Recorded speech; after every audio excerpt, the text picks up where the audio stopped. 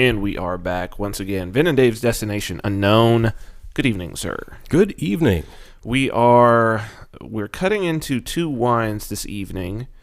We've already started on this first bottle. I have to be honest, there's not a whole lot to it. But here's what I will say. This was a wine sponsorship, but I did pick the wine. So can blame it on myself. So maybe what not to drink. We'll do like a what not to drink. I mean, it's not that bad. But what I had said was that this is what I would use for a free wine at like an art gallery opening. This would be my free wine because there's just very little to it. Well, and our donor is awesome. Donor's awesome. Wink is awesome. Yes. This particular wine, probably wouldn't pick this one again, but I will say this is the one we are on right now. It's a Pacificana 2017. 2017. Cab.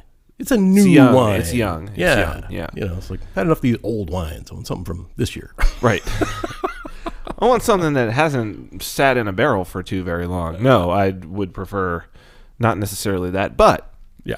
No, it's all good. I chose this one. It was actually highly rated, and this is from Winc.com, WINC, and Laura was the wine sponsor. What Laura did was she went and she got a gift certificate at Winc.com, and we were able to pick out the wine. Winc drop shipped it to us in the whole 9, which is fantastic. So blame it on Vin.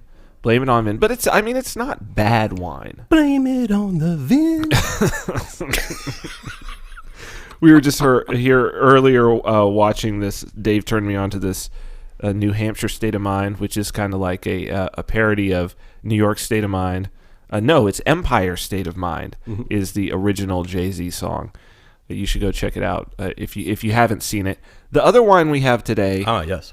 Field Theory. I don't even know how to pronounce the varietal. Morvedra. But we were looking at that last week and said, let's save it. Save it. So we're gonna tear into that probably in the second hour of the show today. If you want to be a wine sponsor, you can do that just by going to vinarmani.com/wine. That'll take you to Winc.com. You're going to get $20 off if you want to be a part of their wine club. You can always just get a gift card. Put it to show@vinarmani.com, and we will be able to choose wines, and they will ship them to us. So yeah, Winc.com, and you can do that, vinarmani.com/wine. So we're not thirsty, but today we're talking about hunger. This was your topic, so why don't you go ahead and explain why you thought this would be good for today? No, I think it's going to be a good topic. I mean, I did have a bit of a stressful week, right? It was a busy, stressful week. I had to wear pants more often than I would prefer. Fortunately, we do have a no pants rule on the show. So, if you didn't know, that's why we don't show the lower half. We're here. We're just chilling. We're chilling. Yeah. Totally pantless. Yes. So we had actually had the beginning of this conversation a couple of weeks ago. And that occurred because you had come to dinner at the house, and I had cooked a bunch of food. I love cooking. And you had made yourself a fairly small plate. And I'm like, what's going on, man? You all right? You feeling hungry? And you're like, no, I just don't eat very much. And I'm like, okay. So I held on to that for a little bit. And then the next week, we got together for the show. After the show, I said, so what's up with you eating tiny amounts of food? And you said, well, I find value in hunger. Yep. And when you overindulge, then it creates problems because you're sluggish, you're not feeling your best. And I just thought, wow, this would be a really great topic to get into because it ties into so many like social things and evolutionary things. And I mean, it's actually a very big topic. And what I did, I've had all kinds of experience with diets, various diets over the years. And I think the key piece of advice that a lot of these diets give you is if you follow this diet or if you take this pill or whatever, you can eat as much as you want. I mean, that's like in every diet program, right? Yeah. Even like Atkins and all these like low carb, it's like eat as much as you want as long as you don't eat carbs. But what I found is they're only successful up to a point. Right. And, beyond that point, like I can wolf down 5,000 calories worth of bacon. Right. No Right. problem. Right. I shouldn't, because then I got to burn off 5,000 calories, right? Right. So I think incorporating a non-starvation form of self-control when it comes to dieting would be way more valuable to most people. I know it's been more valuable to me. I've been doing it for 2 weeks now. And just the simple act of using a smaller plate makes a big difference. Well, the Ottoman, so I think I had mentioned this initially when we were talking about it, but it's a great story. It was something that stuck with me. I went and saw this, it was like a history of the Ottoman Empire or something like that. It was at the Hammer Gallery over near UCLA, and one of the things that stuck with me was that they said the Ottoman sultans, there was a tradition that if you were an Ottoman sultan, which was like the leader of the empire, that the sultan always left the table hungry. And I probably saw this when I was, probably freshman in high school, maybe something like that. And I thought it always stuck with me, and I was like, well, what is that? What is that all about? What does that really mean?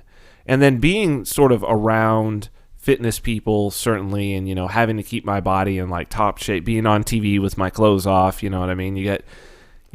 When there's money on the line and it's your profession, then I gave myself a lot of leeway to be, I guess, what would otherwise be vain.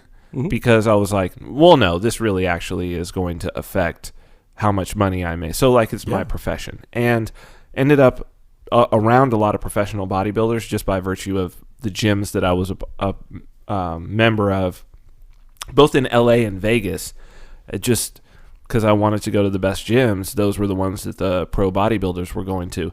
And the thing about fitness people, like the people who are competing in competitions for a living and who are fitness models for a living, you basically starve yourself for a living. Like, people think that it's the exercise part. No, it's not. Like, the real professional part is cutting down to that paper thin skin so that your muscles show. Because most people, if you just have a little bit, and especially now that you don't have to be some like Hulk of an individual, if you cut down to like all that's left there muscle wise, most people are just crazy ripped like that. You know what I mean? You look like a superhero. Oh yeah. And it's just the blanket of fat most people wear. But this is and so what it comes down to is it comes down to starving, and that I don't think is good. No, I don't think bad for you. I think hungry is good. Hungry has always been good for me, but it's weird the interplay of the literal hunger and figurative hunger. Absolutely. Because that metaphor for hunger, right? Like the eye of the tiger. Well, what is that eye? That's not that's a hungry tiger we're talking about. Right. It's not like a satiated, like laying back, relaxing eye, just ate an antelope. No, it's not that. Right. And that's the thing about, when you have a mild hunger, your senses are heightened, your reflexes are sharpened. It's like there are physiological effects that come from that level of hunger that eventually go away once you get into starvation, right? So you've got this kind of curve where if you're completely stuffed full, then you're lethargic and low energy and you can't do anything. But then once you get back to normal, right, then you feel better, then you get a little hungry, and then it's like, I can smell something cooking 2 blocks away, and your senses perk up. And if you can maintain that and, get in some exercise like during that time period or accomplish a goal or do whatever it is that you're looking to do during that time, it is going to benefit you more than if you wait until you're actually in the starvation phase, because then you get weaker again. Your senses dull, you get weaker, your body's like trying to preserve itself at that point. Well, human beings evolved hungry. Of course, yeah, because everything was scarce. Literally everything that's good, right? So food, sex, total scarcity. Yeah. Everything was hard to find and hard to get. And so you literally had to go out there and work for it every single time. And it's weird. So many individuals who have become particularly, I would say, like particularly stand out great. It seems that when they tell their story, that there is an aspect of hunger in there. So like, I'm forgetting what the name of the documentary is, but it's a Bob Marley documentary that's like maybe it's just called Marley. It's absolutely fantastic. Just goes through his whole through his family history. It's really, really amazing. And that's like his story of being in like Trenchtown and going to bed at night, and the whole thing was like their mothers would say they were so poor that they'd be like, their mothers would say, all right, go drink a whole bunch of water so that you can actually get to sleep, and your stomach isn't like in pain, like to distend their stomach. Sheldon Adelson, who's now like I think the 16th richest person on the planet, Sands Corp. So the biggest Republican donor, big Zionist, but very, very wealthy, was as he tells his story, he used to have to, he was one of many children. They lived in a tenement in Boston. He had to sleep on the floor. He had no bed. And, so he started selling newspapers at the age of 12. Yeah. Started a little newspaper thing, then he had this kind of a wealthy uncle who was a businessman who gave him, maybe not even wealthy, but just like had some money. Gave him small $1 million loan. Right? No, well, he gave him like I think he gave him $1,000 loan, so that it was less than that, but like adjusted for inflation, it would be like $1,000 now, like a loan, so that he could like lock down some corner to sell newspapers. And he started like that and just self-made, built himself into this massive billionaire. But I don't know that that level of starvation is really what you want. What I've found to be useful for me is, like you say, there's this weird thing that happens when you are hungry and when things are scarce. Abundance, I think, is very, very bad for the soul. It is. Absolutely. And, if you look back at some of the, like one in particular, Marcus Aurelius. So Meditations is a collection of his writings that he wrote for himself. That's one I keep on the back of the toilet, actually. Yeah. I always pull it out and I'm like, okay, yeah. Well, I'm telling you, it's a small book. It's thin, but it is packed full of great rules to live by, if you will. But this guy was a Caesar, Yes, he was, yeah. It's like if anyone in the world had literally anything they wanted, it was a Caesar. And this guy wrote all of these rules for like good living, which talked about being respectful and respecting your subjects and giving your subjects freedom and freedom of speech. And, that the whole role of the government is to ensure the liberty of the government subjects. And I'm like, wow, this guy needs to like run today, for office. Well, he was a Stoic. He was. Yeah, he was a Stoic philosopher, I guess you would say. Yep. And it spilled over into like his personal life. I mean, he, don't overeat, don't be arrogant. There's a list of things that you should not do, and a list of things that you should appreciate and be grateful for.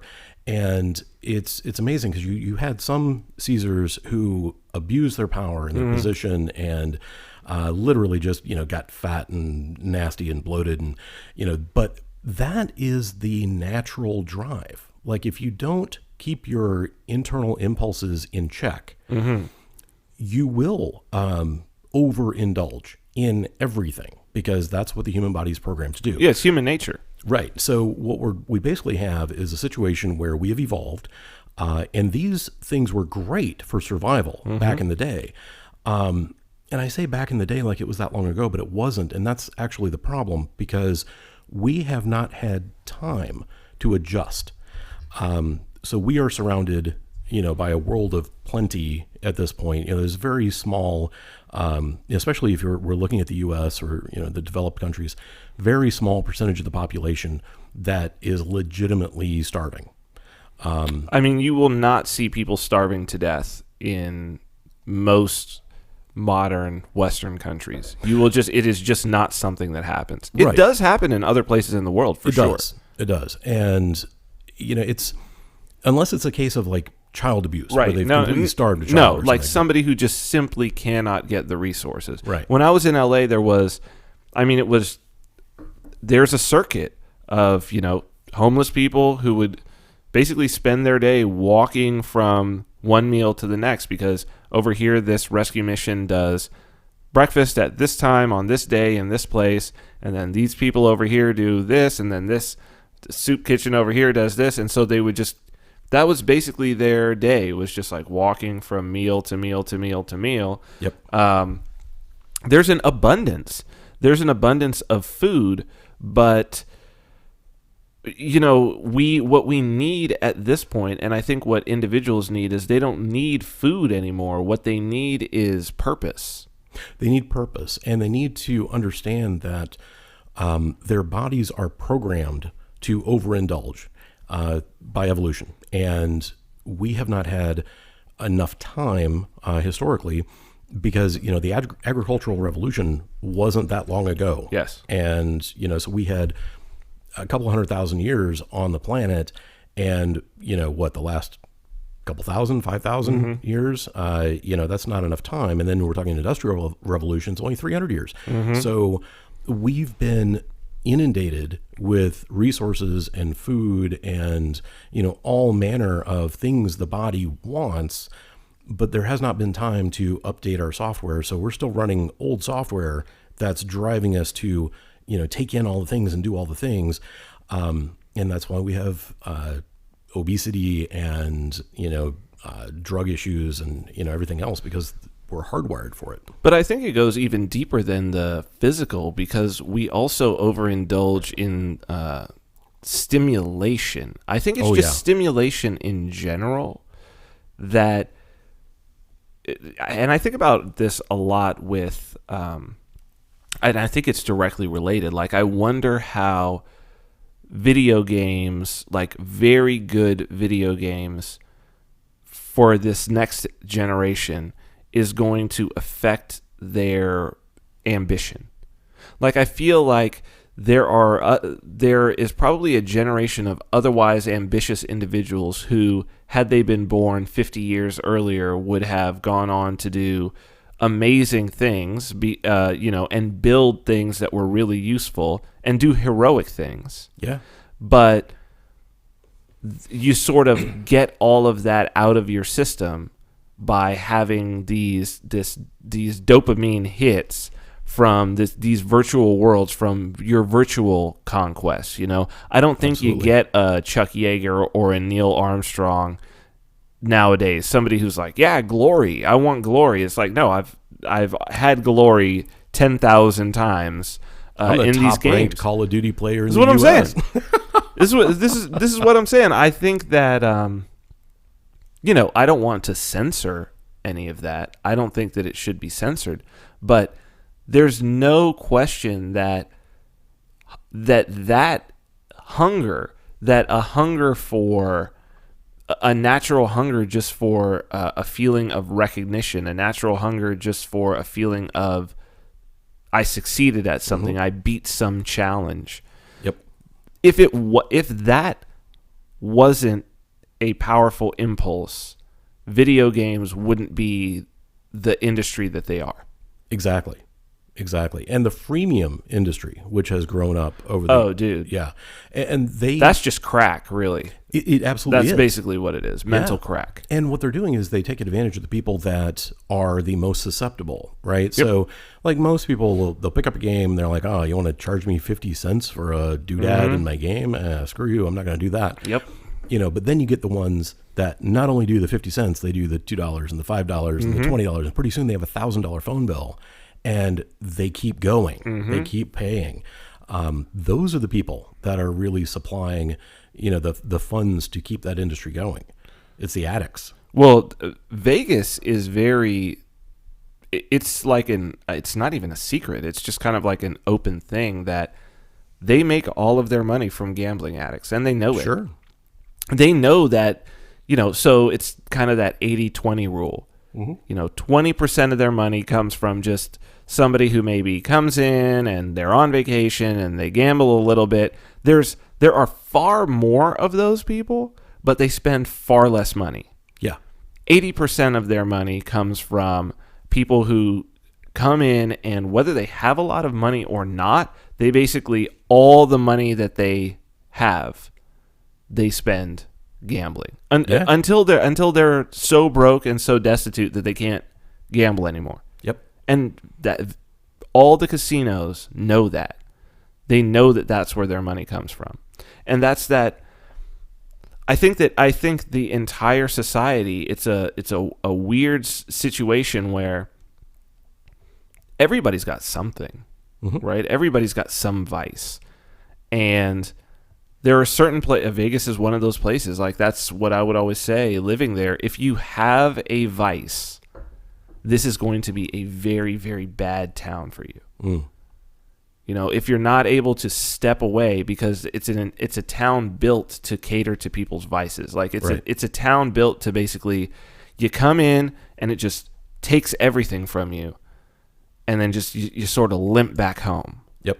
That's the idea of it. But I feel that is extending out, because when things are virtual, you're basically able to extend that out, and the psychology that is going into, say, these freemium games is the psychology that's existed in the gambling industry for a very, very long time. Oh, sure.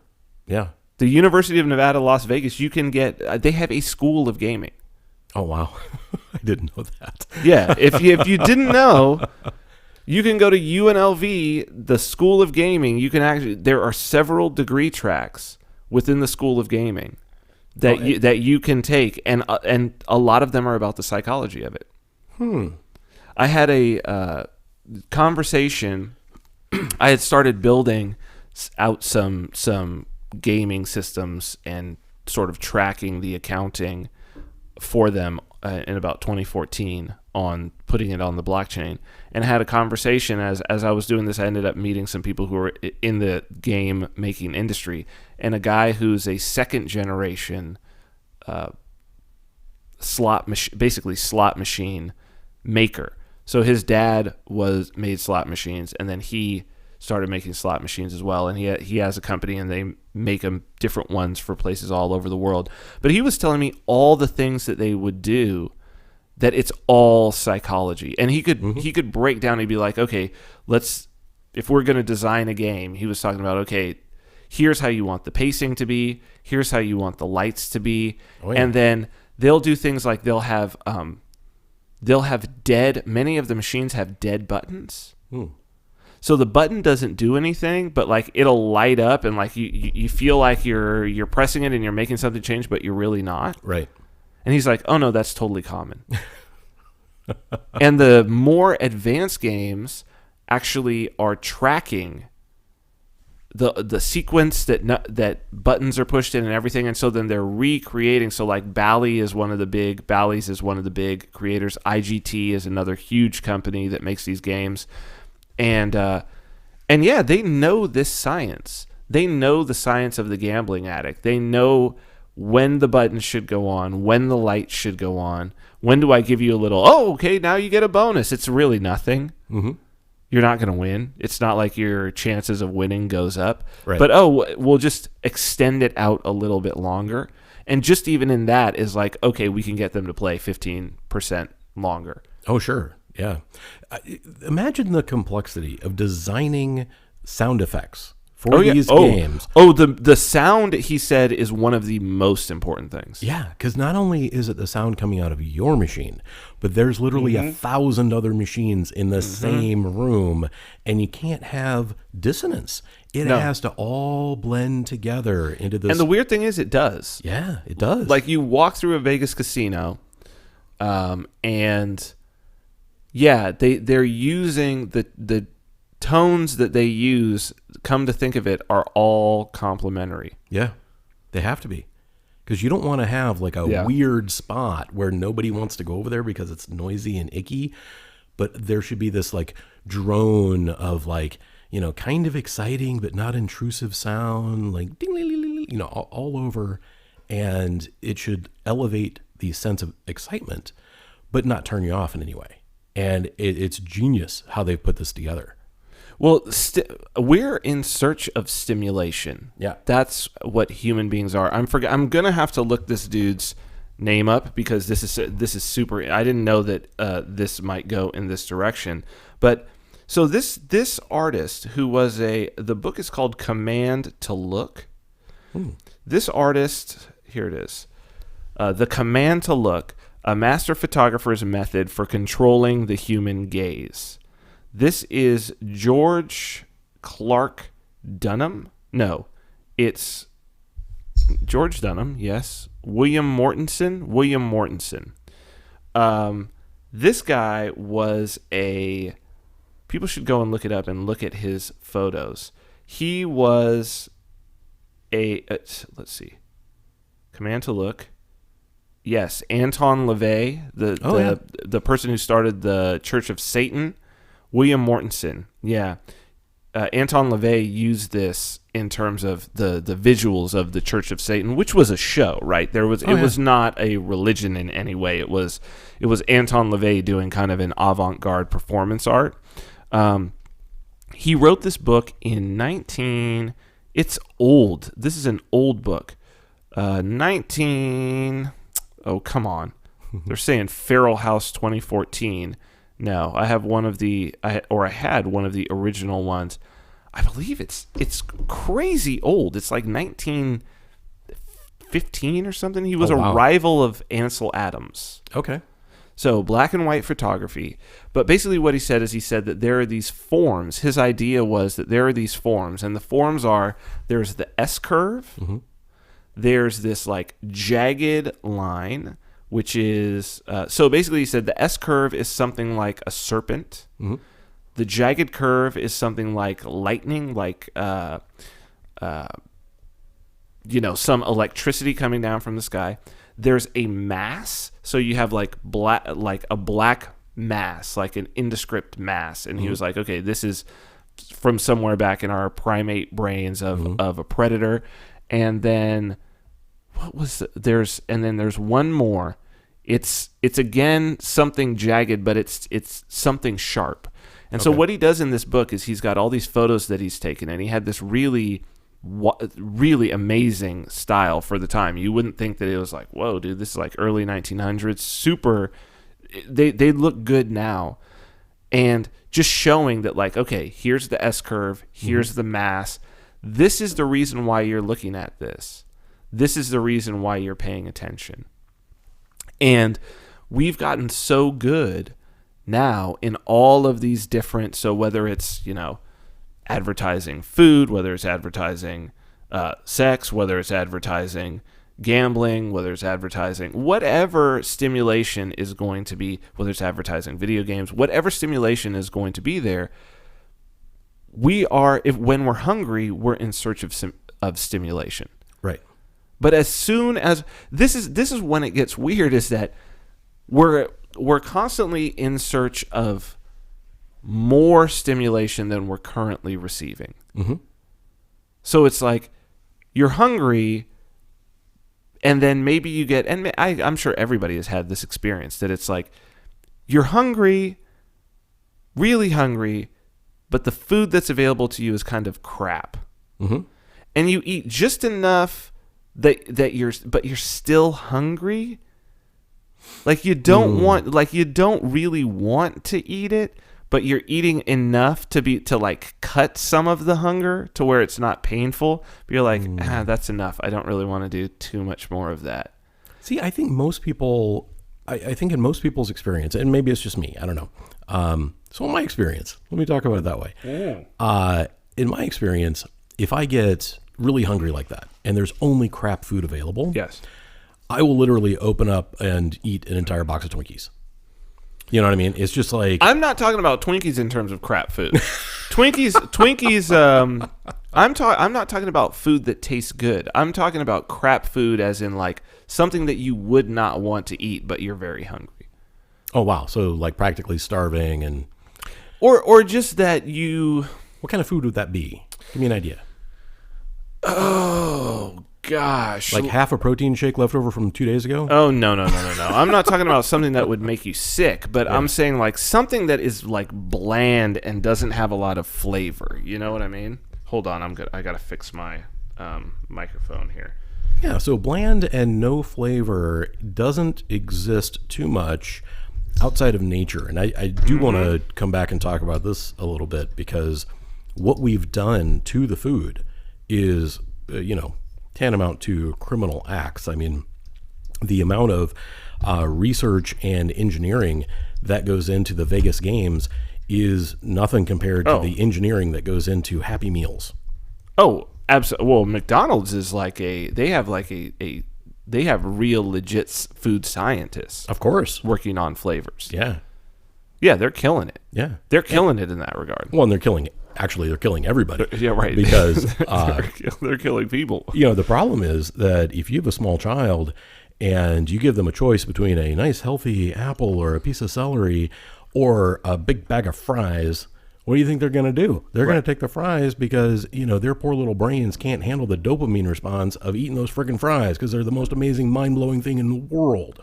But this is actually this is the mark of, I have a hard time downing that, because I think that represents the pinnacle of society or the pinnacle of civilization.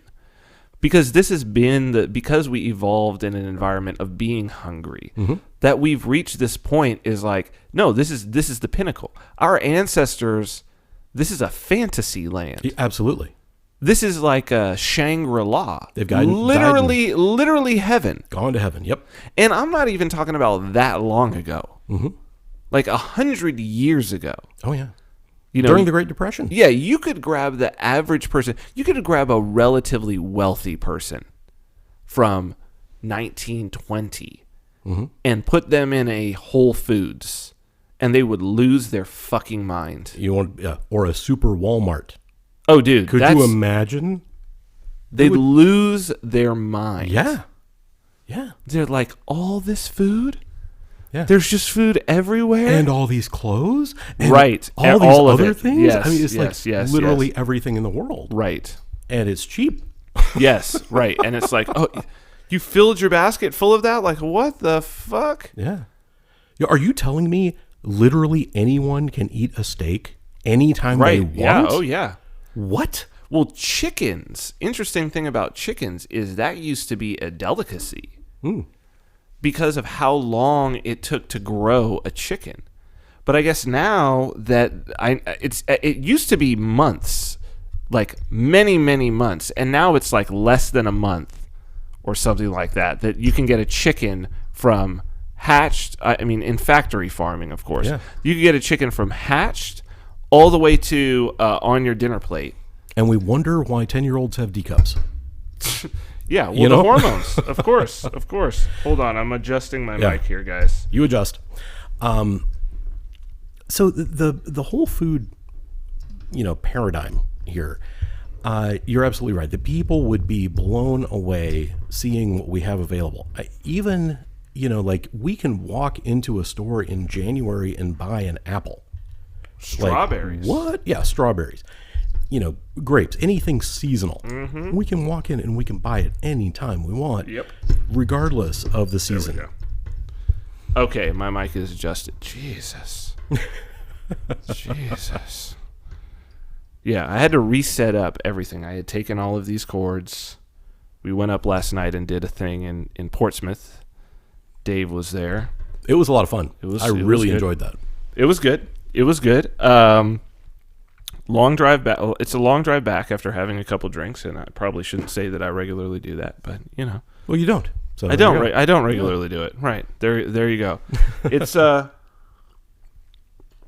mean, that was, for me, I recognize that this is where, at a certain point in sort of doing the TV thing, when I was single, doing the TV thing, and sitting around, there were quite a few times when I thought, wasn't filming, wasn't doing anything, but also was very far from hungry. And it was really, really hard to get motivated to do anything creative. Yeah. But at the same time, you don't want to be in a situation where you're desperate to do something. Right. It's a very hard balance to find, and it's hard to put yourself in a situation of legitimately and genuinely feeling hunger, legitimately and genuinely feeling that you need to achieve something. Yeah. So I started a record label years ago with one of my business mentors, and the guy that I signed, what was so interesting, so we signed two artists. One was a complete failure in terms of like he sort of signed the contract, got his advance, and then just couldn't handle it.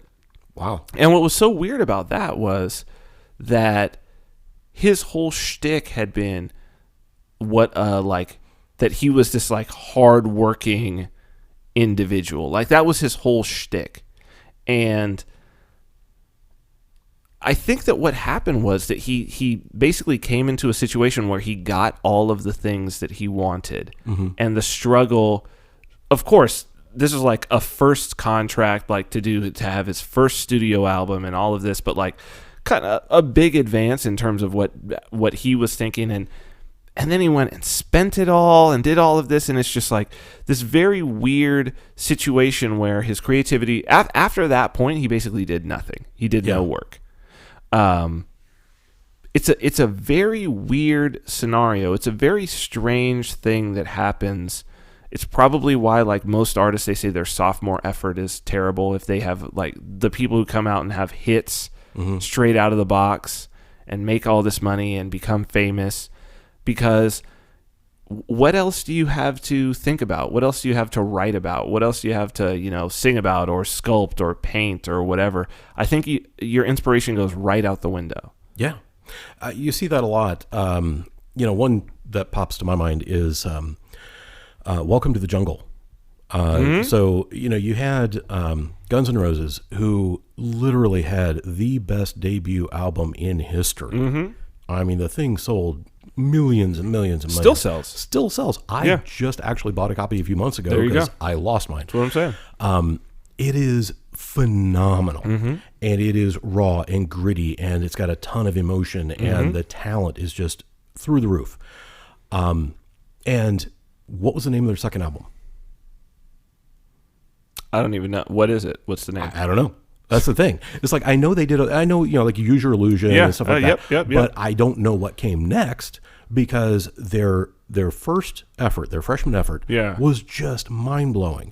And then, even though they continued to make great music, they continued to sell out concerts, they continued to have a great career in rock and roll, nothing ever came close to that first record. And I think that happens with a lot of people. Well, that's when they were hungry. I mean, especially at that time, that was those were the days of the the hair metal bands having what did they call it? A hand sandwich. Or so what was it? A rock star sandwich? Bologna on hand? Yeah, bologna on hand. Right? That's the rock star sandwich. Yeah.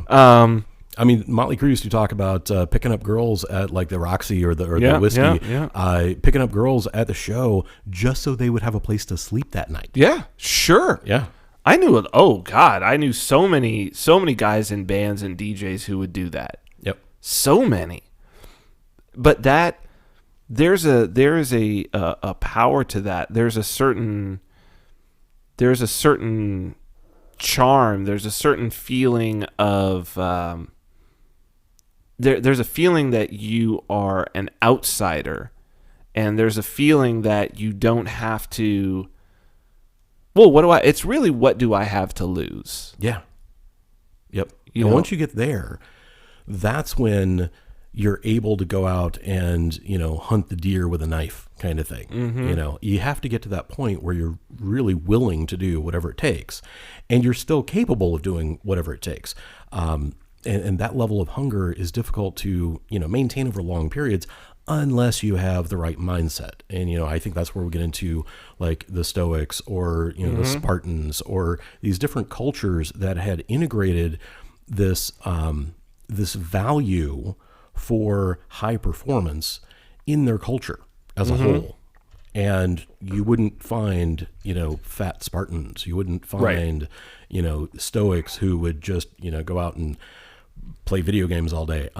You wouldn't have these kind of people because it didn't fit in with the life that they were trying to create. And it wasn't about, this will make me happy. They understood the difference between happiness and satisfying your body's desires. Mm-hmm. Two completely different things. I think so. I had an experience with this when so I guess I was 21, 22. I've probably mentioned this on the show before, that I lived in a dojo for a while, studied Kyokushin karate, and very much if you look at that culture of the what's called uchideshi, which is a live-in student, the whole idea is that it is kind of a Spartan ideal. It's Budo which is like the way of the warrior, right? So that's what it's all about, is this warrior's way, the way of the fist, really. And what is difficult about that culture is they have all of those things, and you do stay hungry as a cultural norm. But the problem is that I think it gets fetishized. Sure. I think that if you establish a culture where that is a goal, you also are not very creative, because what happens within that culture is it's very conservative in terms of how people act, even what you think, what you say, what you do on a daily basis. It's very like rote. Yep. I mean, it's like being a monk, So it's not, there's no creativity in there whatsoever, which I think defeats the whole purpose of being hungry in the first place. Right, because once it gets culturalized in that way, then it's no longer voluntary. It's not something you're doing for yourself. It's not something that you're using for internal motivation. It's being forced on you. And, even if you chose, like, okay, I want to be in this dojo and follow this lifestyle, it's still it's not the same as if you're just making an individual decision on an individual day as you go through life. I think that it's not just about hunger and sort of deprivation, because it has to be more about sacrifice, right? So I think that that's what it is with the Ottoman Sultan getting up from the table hungry. I think maybe it's less about hunger and it's more about sacrifice. That it's more about taking an action where you really do have a choice. Oh, sure. Yeah. Because I think that if you're a Spartan, the question becomes, do I really have a choice to not behave in the way that I'm behaving? Do I really have this choice? Probably not. Probably not, right? I know that it certainly did not. No, it wasn't even that it did not feel like, if you were going to be within, like if you were going to be a Kyokushin Uchideshi, like that was, you don't have a choice of how you're going to behave. It's going to be this. It's very sort of militaristic. You're going to follow these orders. You're going to do this thing. Now, do you become a badass in the process? Well, yes, you do. Of course. But who are you? Because once you step away from that, how much are you able to, at least for me, I was not able to retain, nor could I retain, or nor was it valuable for me to retain much of the day-to-day. Like, of course, I retained some of the things that were on a deeper level, but the day-to-day behaviors, completely inappropriate outside of that context. Right? I think probably the day-to-day behaviors of a Spartan would be completely... I could see that, the Spartan traveling through time, and it would totally be a comedy. Yeah. Right? Of all the things that he's going to do on a daily basis that are the normal Spartan things for him to do. Yes. I will have my wenches bathe me in oil and scrape it off. And then they sell the oil that they just scraped off of you to the rich ladies in the neighborhood. Although that could work. We should do anyway. Side note. But yeah, so the historical Spartan lifestyle in today's world, probably not a good match. I mean, I wonder if there's an analog. Like, I feel that there is a movement. I don't know that it's a very healthy movement. There's a movement. So I guess maybe it's the separation of, like, I don't think just deprivation is rewarding. I have not found it to just be like, to just deprive yourself. I think you end up becoming dogmatic. I think we're seeing that with, that's especially true with diets, right? That people get into this vein. So whether it's, and it's funny because it's on, there's now two sides of the spectrum. You have vegans and you have carnivores. Yeah. Pure carnivores. Yep. And then you have vegans on the other side. And they're both just as dogmatic. Yeah. They're like, what? There's only vegetables at this restaurant? I know. There's no steak? I can't get a piece of a cow? No. I cannot eat here. This is unacceptable to me. Fortunately, I brought my own. Right. Yeah. That's it. Oh, just in case, here I go. Your emergency sandwich bag full of meat. And I feel like a lot of that is not about what I am going to eat. A lot of it is about what I'm not going to eat. Mm-hmm. And I have a problem with that. I have a problem with that because you're not moving towards something in that case. In that case, it's like exclusionary. Yep. Let me exclude all of these things. And I don't think that is the exploratory mindset that of what I'm looking for if I'm going to embrace hunger as an ideal. Because when I'm hungry, that makes me exploratory. I'm like, what can I eat here? What can I eat? What can I eat? And I think that's what our ancestors, that's how we became omnivores, obviously. Mm-hmm. You know, like I think of who was the first person to decide, let's try to eat a lobster. Oh, yeah. That guy was crazy. It's like, we're going to fish this big insect-looking thing out of the ocean, and we're going to, split it open and eat it. Oh, wait. Maybe we should, throw it on a fire first. Okay, let's throw it on the fire, and then we'll split it open, and then we'll eat it. Are you insane? Oh, they didn't put it on the fire first, though. Oh, sure. They split it open first. Yeah. And then tried to, and we're like, oh. Yeah. Eggs, right? Eggs. Who would have eaten an egg? Well, I think we've been eating eggs I feel like human beings, our ancestors were eating eggs for a long time. And the reason why I think this is, it's kind of like ontogeny recapitulates phylogeny. So it's this idea that if you want to see the evolution of a species, you look at the evolution of individuals. Mm-hmm. So it's like if you look at from a zygote through to like a born baby, that at a certain level, from a grouping of cells, all animals look exactly the same. Sure. And then, all animals look the same up till about maybe let's say it's 2 weeks or whatever it is. I'm making these up, but let's say it's 2 weeks. You couldn't distinguish a chicken from a human. Mm-hmm. But then at 4 weeks, the birds go in one direction, the reptiles, you can see, oh, that's a reptile. Just on sight of a 4-week-old, but then you say this is a primate. Mm-hmm. You couldn't tell the difference between a chimp, a gorilla, and a human. Right. But then at 6 weeks, you could be like, oh, that's a chimp, that's a gorilla, that's a human. Mm-hmm. But maybe you couldn't tell, is it a chimp or a bonobo? Mm-hmm. Right? So it's like this is ontogeny recapitulating phylogeny. So then I look at the things that we can eat raw. Mm-hmm. And I figure those are the things that have been in the diet for the longest. We can eat eggs raw. Oh, yeah. And we eat at least certain species, I'm thinking quail eggs on sushi. There are certain, or just people eating over easy eggs. Oh, yeah. I mean, I do grits and eggs in the morning, and I like my yolks runny. Yeah. I like them real runny. I make eggs 5-6 different ways all the time, and a lot of them are runny. So there you go. Yeah. So I also went through a Hulk Hogan phase where I drank a bunch of raw eggs when I was younger. Well, there you go. This is, so the drinking raw eggs and the blending them up or just putting them in a glass and just downing them. I thought it was better that way because that way you could swallow them in chunks.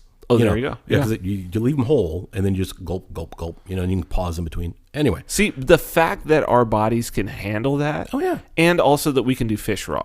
Yeah, tells me that okay, we've probably pretty close to the human. So I'm thinking eggs were probably the first protein.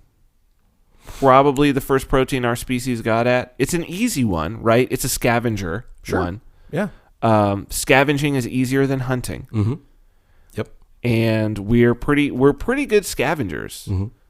You know, the gathering aspect, the hunter gathering. Well, gathering is we don't call it scavenging, but it's scavenging. Mm-hmm. And then fish could be easy to hunt if they were in a small area. Or if there's been a storm and washed them up. Sure. Yeah. And you eat them that way, or steal them from birds. Yeah.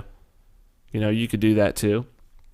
Terence McKenna has this thing about that scavenging nature of our primate ancestors was how they discovered mushrooms. He's got a whole idea and a narrative about human beings following on the savannah, following around, basically, he said, ungulate creatures. So following around pigs and cows, basically. Yeah. Some version of cows, right? Wildebeest, some sort of cattle type creature. Mm-hmm.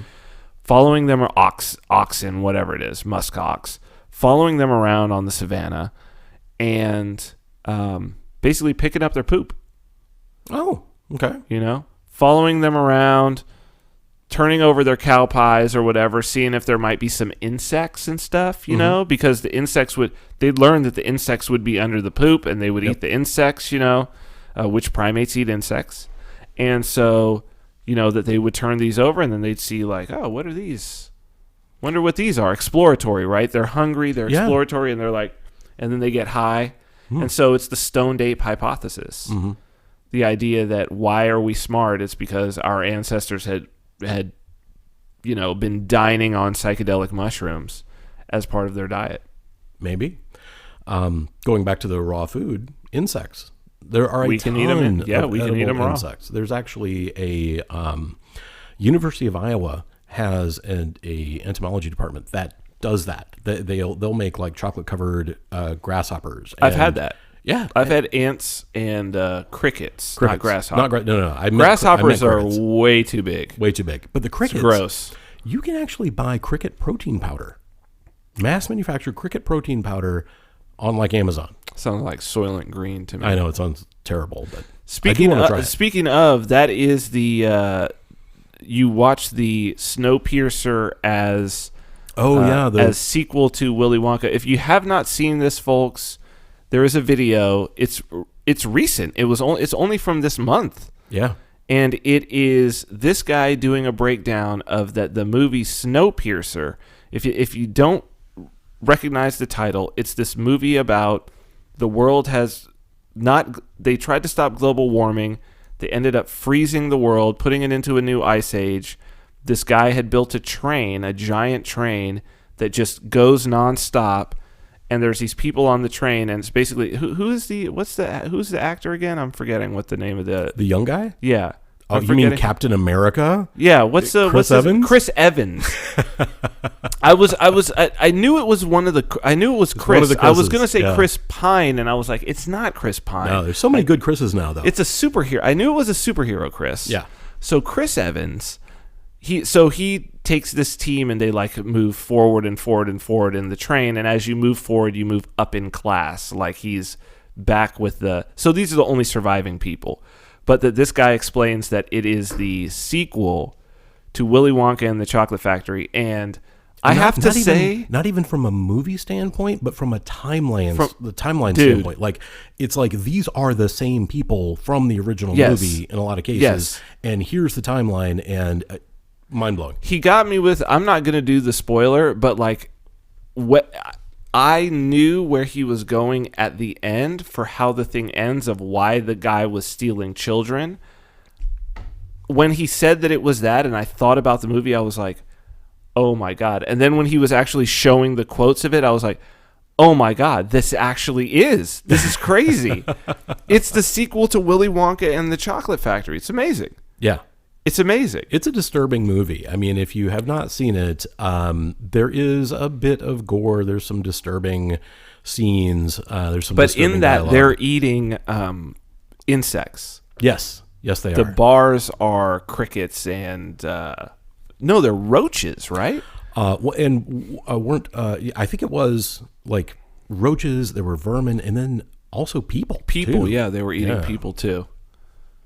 Yeah. So it's a weird ass movie, but definitely check it out because it's good. It is actually really good, even though it's very strange. I mean, it's wild to me that these dystopian ideas, like you've got the Soylent Green and all of that, it seems so far away. There's just more and more calories available every day. I don't see that going anywhere. The technology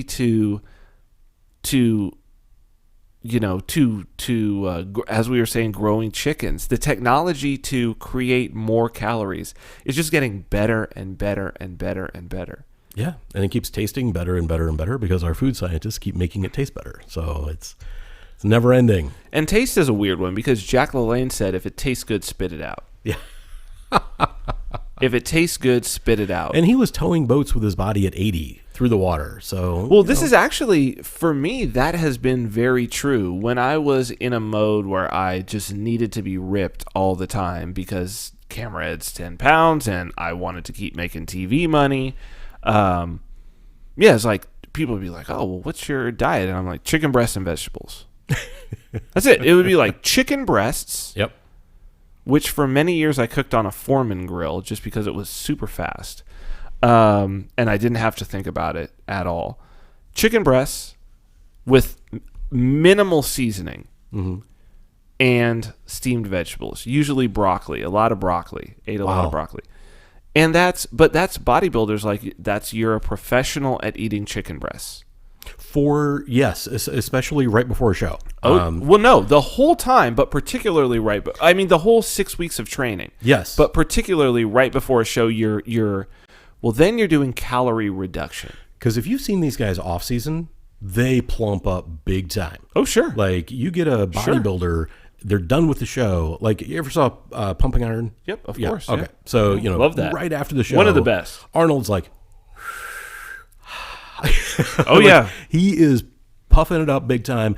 And he's like, hey, we're going to go get pizza or whatever. Pizza, so, yeah. That's usually what they do right after the show is pizza. And that's the thing is like they have been so calorie restricted for so long, starving themselves, that during the off season, if you see one of these people, they're big and bulky, like a power lifter is, because the difference really between bodybuilders and power lifters is that power lifters don't care how their body looks because it's all about the numbers they put on the board. Right. Can I lift 1,000 pounds? Yes, I'm a power lifter.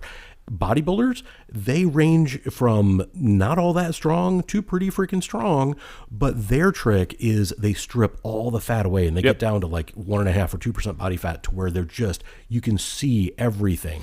And that's actually probably more healthy. The individuals who, because unfortunately what you have now is you have the fitness model thing. Yeah. So part of it is that you are a bodybuilder, but you're making your money by either shooting. It used to be shooting magazines, but now a lot of it's like Instagram and you're selling stuff. Oh, yeah. So you've got to be completely ripped all the time. But that means you are like, there's going to be an epidemic of organ failure and all kinds of problems of these individuals who are just completely ripped and have 0% body fat because you're not supposed to have 0% body fat. No, especially women. Oh, yeah, and there's a lot of that. Yeah. I mean, your body does not want 0%. Your body can do it. For a little while. But you are not evolved to have... Really, I mean, you can probably operate with between probably over 12% body fat for men. Oh, sure. So, you want to be at about 12% body fat. For women, maybe you want to be 15 or something like that. Yeah. But 12%, you're still going to be relatively ripped. You're going to be strong. You can be hungry.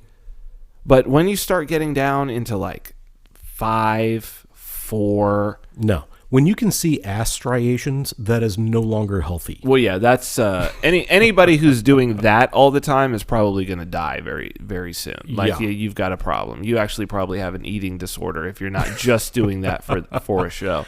But the worst thing is that people with the eating disorders, they don't build the muscle, so their bodies cannot. Well, I mean, I'm not altogether sure that bodybuilding is not a form, is not a disorder. It is. It's a fetish, just like everything else. For sure. And but I think part of it is Kai Green, who I don't know if he's won Olympia yet, but he's gotten second a couple of times. He's definitely my favorite bodybuilder, but he speaks a lot about, he's very open about sort of where he's at psychologically, and he said many times that like, oh no, this is how I work out my rage. I've got a ton of rage. I have rage issues. But that's a problem. Well, yeah, it's not, you're not healthy and mentally healthy in that regard, but that part of working out that rage is pain as well. Mm-hmm. Right? So it's like, it's like a masochism. You're punishing yourself. Yeah, it's like the whips people used to whip themselves on. Flagellant, like being a flagellant, right? That's a mark of rage because you're smart enough to know that you can't take it out on the world. Right. That's just going to wind you up in a very bad situation. So you end up having to take it out on yourself. And that winds you up looking crazy, like you're super strong, and that because what doesn't kill you makes you stronger. Yeah. But is it good? Is it healthy? Mm-mm. And that's not when I think of hunger and why hunger is good. It's such a fine line. Yeah. It's such a fine line to walk. But it's also about what you desire, I think. I think that if you are in some ways you have to be ambitious for ambition's sake, because as soon as you name something and then you get it, the hunger's over. Sure. You always have to be looking for, like, fulfillment should never come from a thing.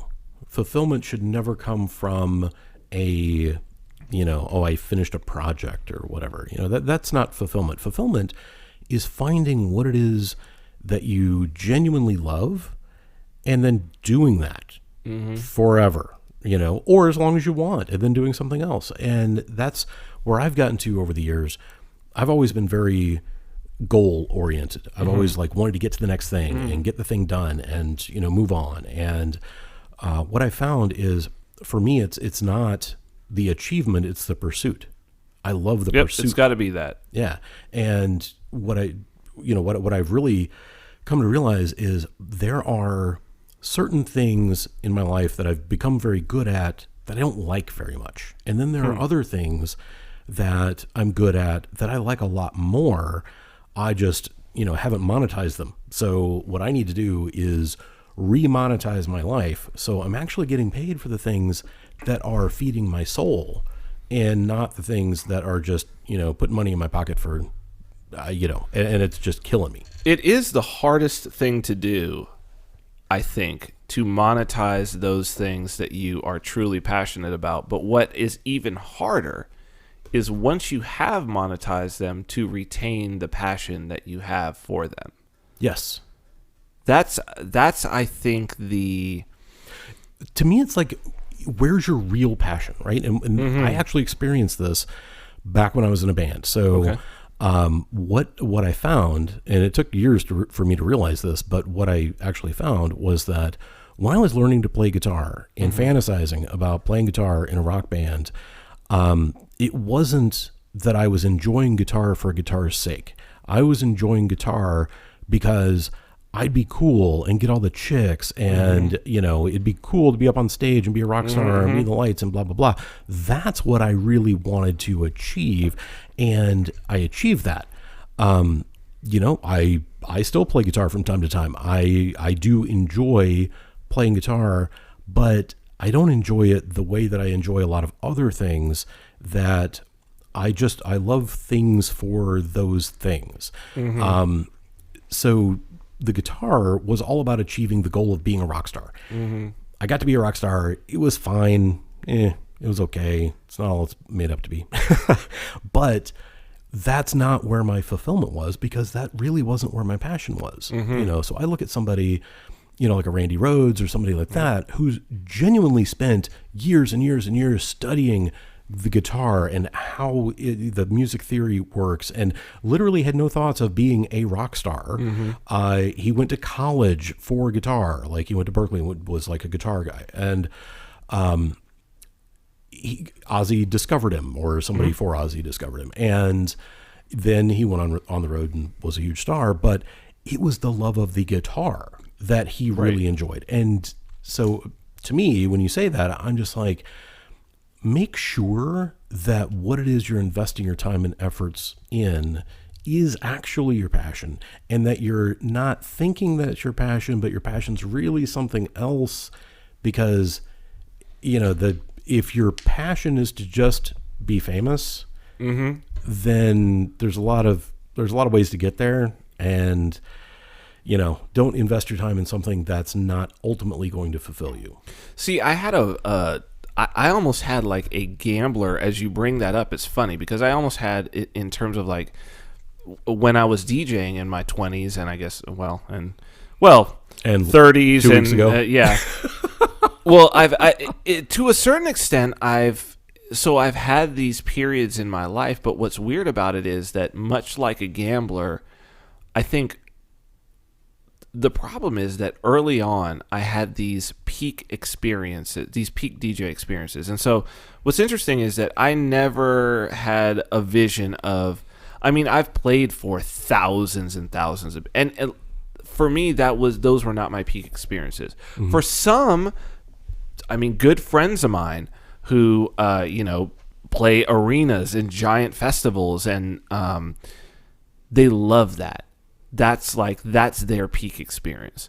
But my peak experience was always, I say always, but that's probably what the problem is, was that there were these sort of moments that I had early on, and then sort of throughout this career of playing records, where it would be, smaller sized venue. Let's say maybe there's 100 people total, kind of packed in, but like perfect venue. The vibe is right. The energy is right for that night. Like, I'm just on point. Everything I'm doing is right. Like, everybody's just sort of in unison. There's this whole sort of vibe that's going on. And then you end up chasing that experience. And I think the longer that you go at chasing that, and in the course of chasing that experience, I have played some amazing nights. I've produced some amazing events, and given people their peak experience. But it wasn't my peak experience, right? Because it's never as good as the first time. Chasing right? the dragon. Yeah, you're chasing the dragon, and it took me a long time to come to the realization that you're not gonna get that back. Like, just stop. Like, you're spending a lot of time trying to get that particular experience back. I would say that when I became conscious of that, I was able to a certain degree, I was able to monetize that in Vegas by opening a venue myself, and then being like, okay, let me build the venue out to be that space, and then allow other people to come in and do events. And there were some nights that it was like, oh, this is the peak experience in here. Like, okay, yeah, you guys pulled it off. That's great. I wasn't behind the decks. I owned the spot, but I was still there. You know what I mean? And that's just as good. But it's a lot of effort. Chasing the dragon is a lot of effort for a little return. That's what keeps the inveterate gambler coming back.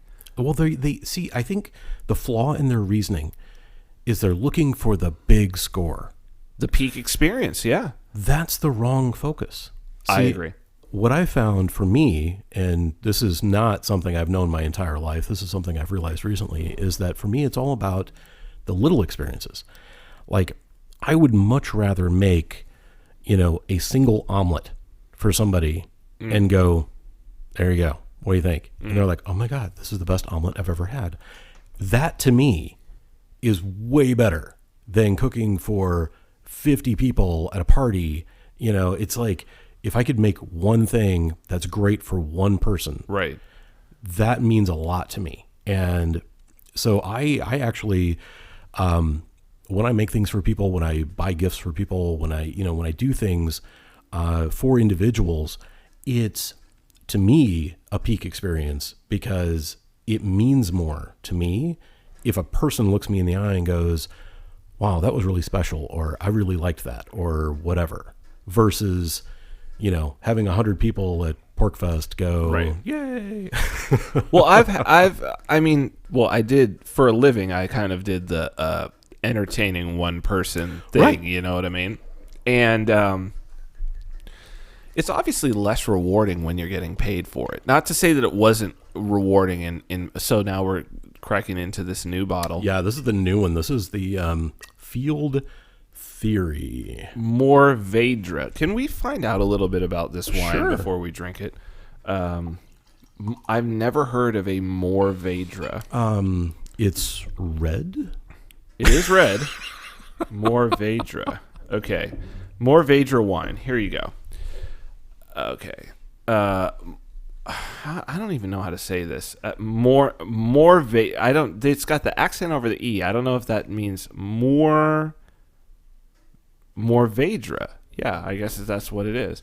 Also known as Mataro or Monastrell, is a red wine, grape variety that is grown in many regions around the world, including the Rhone and Provence regions of France, the Valencia and Jumilla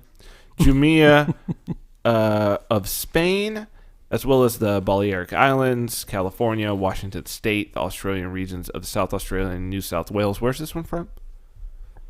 Let's see. This is... As well as South Africa. Wow. California. So where? Let's see. ENZ Vineyard, Lime Kiln Valley, California. So it's used to make rosé and port. Oh, really? It is a prominent component in GSM, which is Grenache, Syrah, and Morvedra blends. Tannic wines that can be high in alcohol. Okay. What does it taste like? This is wild game or earthy notes with soft red fruit flavors. Oh, this would be good with deer. Totally. Venison. Yeah. Let's see. Wink.com. Oh, that's true. You call it... VinArmani.com /wink. /wine, I'm sorry. My apologies. You call it deer before you shoot it. My bad. Right, it's venison. I get that wild game thing. Mm-hmm. Yeah, this is... it'd be good with anything spicy, really. Mm-hmm. I feel like you bring me out some... those pickled jalapenos from last night. You bring me out some pickled jalapenos. No, just anything spicy. Yeah. And this wine, it's interesting. Mm-hmm. Yeah, I'm into it. It says farmyardy flavors. I don't know if that is that farmyardy. Yeah. Well, I mean, it says it's a difficult grape to grow. Very difficult. Interesting. Yeah. It's not supposed to be jammy or herbaceous. So it goes to the carnivore thing. Sure. This is a meat wine for sure. Absolutely. I could definitely see. Yeah, I could drink that. Yeah, absolutely. You know what's interesting? I actually get liver. I like liver, and I'll do like liver and bacon and mushrooms and onions and like tons of stuff, and it's so good. Liver's got to be done right. Oh, yeah. Hello. No, you're a hell of a cook. You're a hell of a cook. I can attest to that. But no, I've got it down to a science now, and I really do enjoy it. This would be good with that. With liver. Yeah. It needs a strong meat. It can't be like, unseasoned chicken. It's got to be No. This is a red meat. This is a red meat wine. for sure.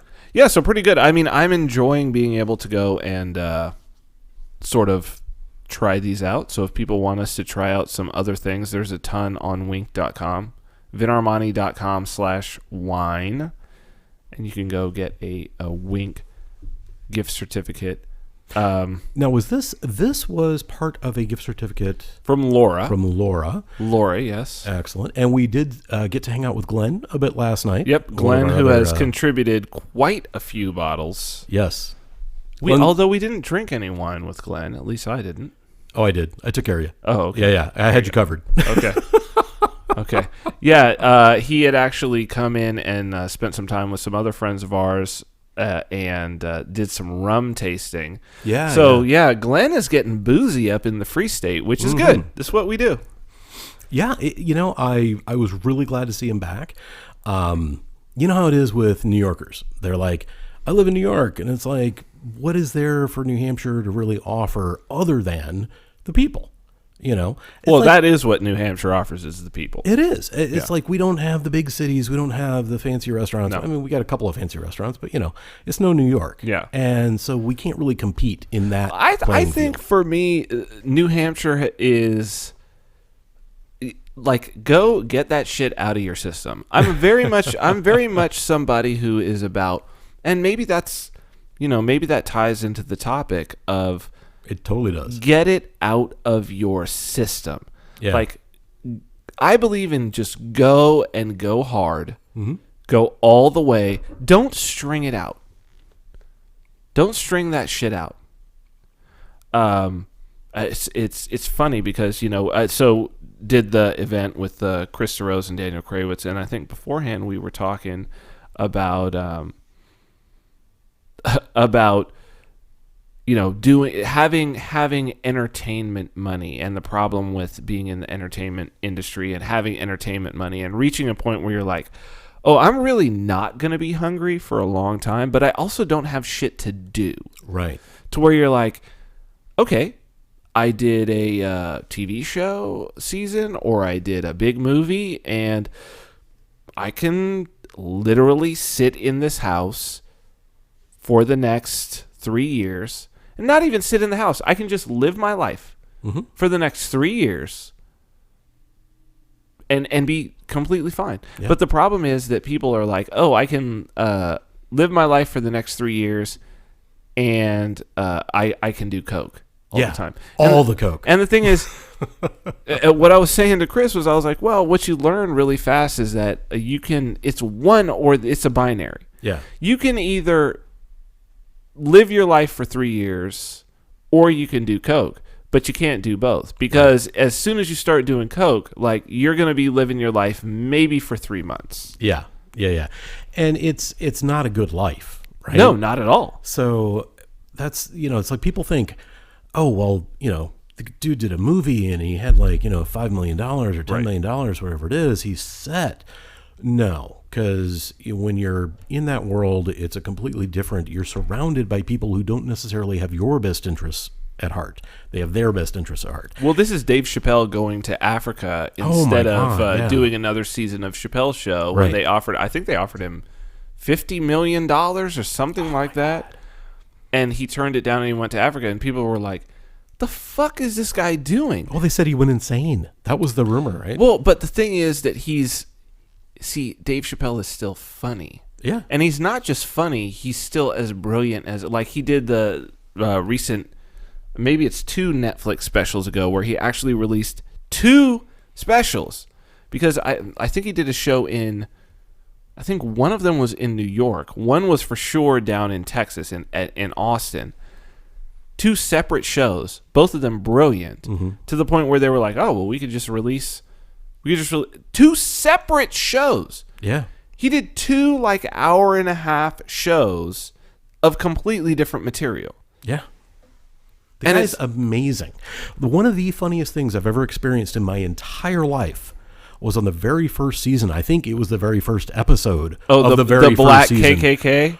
Clayton Bigsby. That's the black white supremacist. That's one of the greatest skits. That basically, when you saw that, it was the first episode of the first show. It was unbelievable. It had everything.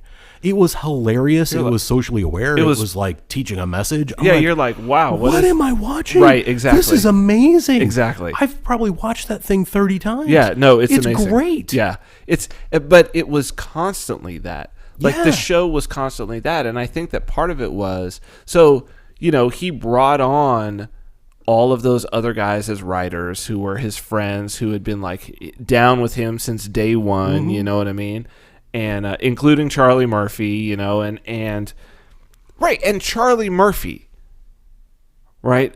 Eddie Murphy's brother, who nobody knew was hilarious until this point. Like Dave Chappelle was like, no, I brought him on, and he became so important to the show.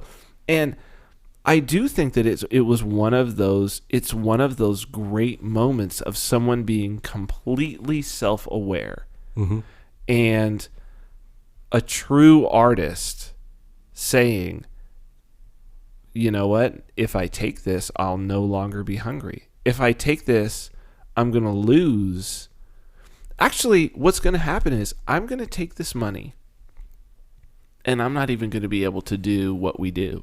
No. And that's going to be the end of Dave Chappelle. He knew he would lose himself at that point. That is a level of self-awareness that it's something that I've talked about with my significant other, as a matter of fact, because there's always these rumors about, oh, maybe another season of Gigolos is on the way or whatever, and it's a nice paycheck. And I've thought long and hard, and I don't think I would do it. I think I would turn it down at this point. I know all the other guys would do it. Oh, sure. And I know I would be tempted to, but I think that even Brace? Oh yeah. Huh. Because I thought he was out at the end of season 6. Oh no. And I thought Gary wanted him to like run the show. Yeah, he's out of the business, but the producers would love to have him still on the show. He could come back as the new Garen. It would be great. Whatever it is, no, they'll find a way for him to be on camera because he's just gold. Totally. Yeah. He's gold. But I've thought about it, and it's just I feel that it's taken me so long to sort of have my own thing outside of that, to not be, I mean, I still get recognized. Sure. But here's the thing, like you and I, one of our early conversations, off camera, I believe, was that's not you. Like, right. You did the show for a while. It was your job for a while. Sure. But that was one small phase of a super interesting life. And I think it's gotten more interesting being here. Yeah. Way just more think about interesting. what you did last night. Dude, that I have to say that what happened last night was oh, so many good stories start that way. Well, that was no, it was really something. It was one of these. I'm so bad about taking pictures. And what I think is so cool though is, so I'm there with, Chris DeRose, Daniel Krawitz, like these guys. People would love to see more pictures of them doing things, and me as well. Not a selfie taken, not a request for, oh, Vin, let's the three of us do, like other people were like, oh, let's take a picture. And thank God they did, because at least then there's some pictures of the event. But I think there's something to be said for, because I'm that same way, and I often regret it afterwards, that it's like, oh, damn it. That was something historical, but it was filmed by there were like 4 cameras there. Other people set up cameras, right? There was a film crew that was like, oh, we want to come in and film this. So other people found it valuable, and that's great. But it's to sort of be in this moment where all of these things that we're talking about, the visuals, all of this, like 10 years ago, 10 years ago, 5 years ago, these aren't even things. This is a fantasy thing that we're doing. Like, this is a brand new, and the people that were there were just fantastic. Yeah. And they're all crypto insiders. Like, you come here and, we were talking about this on the way over, is that you had 3 thought leaders in crypto sitting in a room in New Hampshire. But with other thought leaders in the audience. Packed full. Yes. I mean, there must have been 40, 50 people packing this room, over capacity for the room. And every single one of them was well versed in the subject matter. Yes, absolutely. So there was not a beginner in the audience. No. It was all about experts talking to experts. Right. And I'm telling you what, people had opinions, and and there was never, and that's the difference, I think, is that all of the vitriol and the trolling and stuff that has gone on online, when we were in that room, there were disagreements even amongst the audience members, but they were valid points. Sure. It's like, somebody would make a point and somebody else would say, but I disagree. I think it's this way, blah, blah, blah.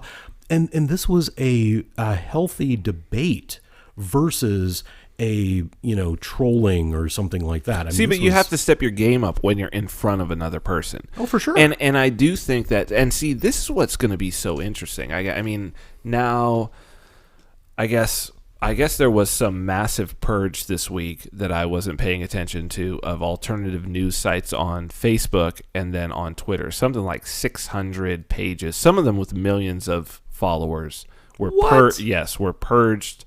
How do they determine what is alternative news? Well, there's been lists. There's been lists for a couple of years. When the authoritarians start making lists, the fake news lists.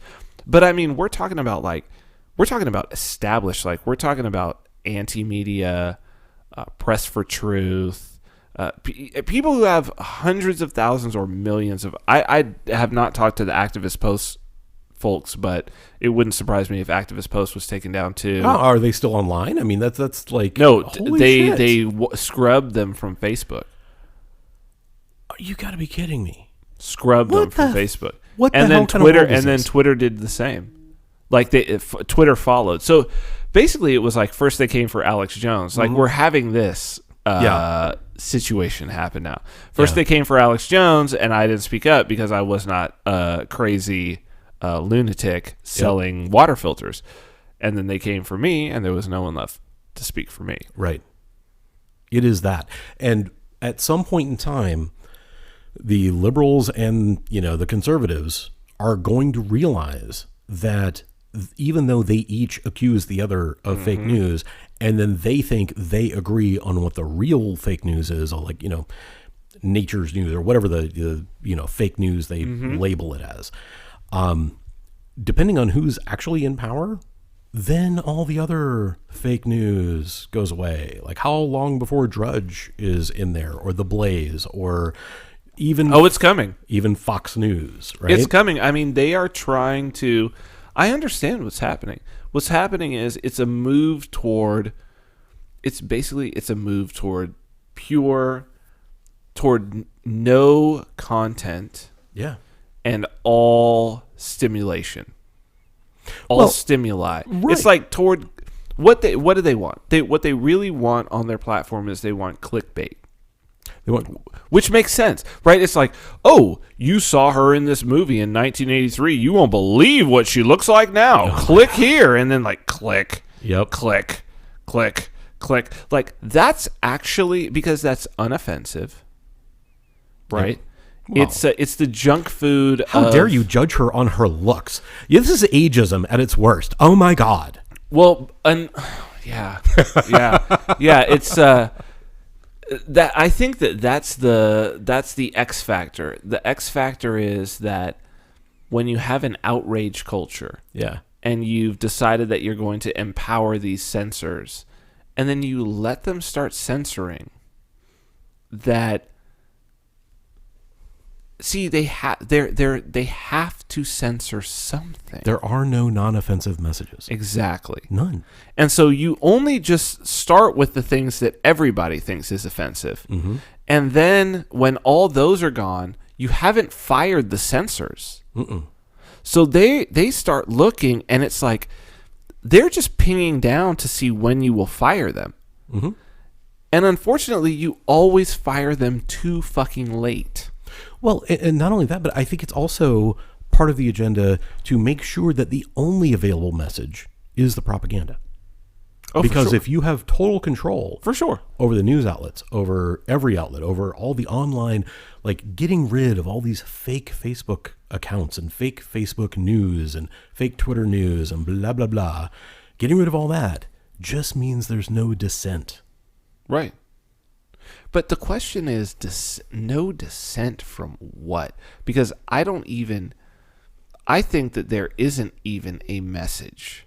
I think that it is simply it's a zero-sum game. Mm-hmm. What it is it's professional wrestling. It's like, we're both of the same party. We Sure. both work for Vince McMahon. Yeah. I'm just playing a heel. You're playing a face. Yep. I'm playing a Republican. You're playing a Democrat. That's it. That's what it is.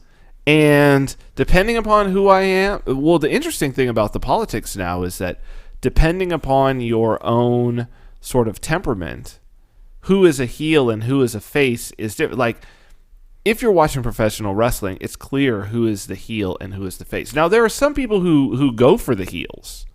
Oh, or you have the anti-hero Stone Cold Steve Austin, Right, or the new right, Stone right. Cold Becky Lynch. Right. Phenomenal. So yeah, I mean, it's hard to tell, right? And you're absolutely right, because when the cameras go off and the lights go down, Oh, they're friends. They're friends. Of course they are. Yeah, they connect. They have a drink. You know, Yeah. they talk about blah blah blah. They're buddies. Well, they are.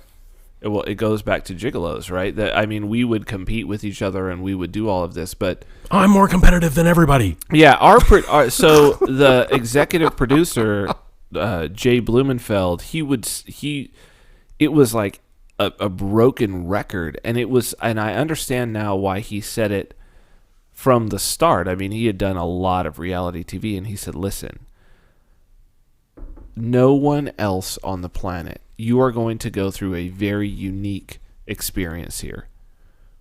All of you together are going to do it together. And no one else is going to have gone through that experience. And you will be doing yourselves a disservice if you don't respect that fact. Mm-hmm. And if you don't have retain some connection to each other, because you're not going to have anybody else to talk to about what the hell just happened. Right. But I would actually postulate that respecting the experience also means not trying to repeat it. You know what I mean? Like, well, this is me talking about chasing that peak experience, and you're right. It takes a long time to realize that you can't get it back, and you may not even want to get it back, because no, you probably don't. Well, you're a different person. You're a different person. Yeah, exactly. I mean, we all change. Well, pretty rapidly because these the days. peak experience that you're chasing after was the peak experience for someone who is no longer you. Right. So you being, oh, look at that. There's a spider. Oh, I may have. Did he go somewhere over there? Yep. Got it. Thank you, sir. Dead spider. Yeah, very small. Well, this is, I'm right next to the woods. I will say, I used to be a terrible arachnophobe, and now I kill them with my bare hands. It's good. I love it. You can overcome your fears. Dude, that was one of the smallest spiders I've ever seen in my life. It was tiny. Yeah, it was very small. So yeah, squishy with the hand, no problem. Yeah, the thing about chasing the peak experience is that you change. Yes. And so that must mean that the peak experience is now it's a moving goalpost. Because the peak experience changes you. Mm-hmm. When you have the experience, Fair enough. Then Fair enough. Your tastes elevate. But the problem with the peak experience is in some ways you don't know that you are having the peak experience because you are almost unconscious in that moment. Like, that's part of being in the zone, right? it would be wonderful to be able to sort of have a lucid peak experience, but I think very few people do. I think as soon as you go lucid, the peak experience stops. You're out of the zone. Right, because now you're watching yourself do the thing, and you're not in the moment. You're self-conscious. Yeah. Right? It's when you're not self-conscious, it's when you're in the moment that thing is happening. And you only have the ability to sort of remember it and call back to it, and it was fantastic. And what was all of that? That's great. But you chase it, you want it. Mm-hmm. Interestingly enough, though, I mean, to bring this full circle, the times when that has happened, if I look back, are all times when I was hungry in one way or another. Yeah, you were, I guess, hunting for something. Yes, but what I received was, interestingly enough, what I got was not what I was hunting for. That's the weirdest part about it. Yeah. It was just that there was an overall feeling of that hunger. Mm-hmm. And then somehow that a peak experience manifested itself. And it sort of weirdly enough, after that, for whatever reason, the hunger went away. Like it became like abundance happened. Yeah. And I have it's weird for sure, and perhaps it's foolhardy, but I do have because maybe I have an abundance mentality, and maybe it's just happened so many times, but whenever I get into a state where I'm like, okay, this is a state of hunger, something is lacking, I also have a weird faith that, oh no, this is just an opportunity to be in this hunger and to sort of do the thing that I do within the hunger, and then miraculously always these crazy abundance things happen. But maybe that's by virtue of me doing the thing that I'm supposed to be doing in the phase of hunger. I don't know, but it's always miraculous. Well, but I think what it is, honestly, is, as Captain Jack Sparrow says, the problem is not the problem. It's your attitude about the problem. Right. That's what matters, right? So, yes, you have faced challenges. You have faced problems. You have gotten into situations where you were not on top, sure, but you had the right attitude to address it and go forward and drive yourself forward and overcome those challenges.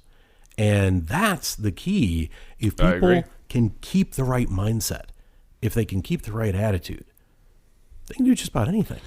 Yeah, well, and, it doesn't take a lot to do a lot. That's the most interesting part. This is something that I've learned. It's actually something that scares me and sort of keeps me up at night sometimes. Wow. And I've had this experience many, many times now. And I've had it most recently with Cointext, for sure. But you do have to take a step back, and it's funny because I was having these same sorts of conversations with, I had several times this conversation with Daniel Krawitz, who was here. He stayed here, and so we were driving around, and which was totally selfish on my part that I got many hours to just like try to. So now I know exactly where Bitcoin is going. A cool dude. Yeah, I really like him. He is, but he's also very prophetic. But the interesting thing, and one of the things that I love about him, is that for him, everything that he says is just like it should be. And he says it. He's like, I don't understand why this isn't obvious to everyone. Right. Because it's just completely obvious. Right. And I'm even though it's not to everybody else. But and I'm like, dude, like, you're blowing my mind right now. I don't know why the things you're saying are blowing my mind. I don't know how you could possibly say that this would be obvious to everyone. The fact that it's blowing my mind, like, believe me, this is way beyond the comprehension of a lot of people. Mm-hmm. But that is getting into that mode, and I think that very often that, like, oh, whatever it is that I'm doing, it's like anybody could do this. Yeah, anybody could be doing this, and it's always this sort of there's always a fear there that like what's the imposter syndrome is, I think imposter syndrome is part of it, what sure. it is.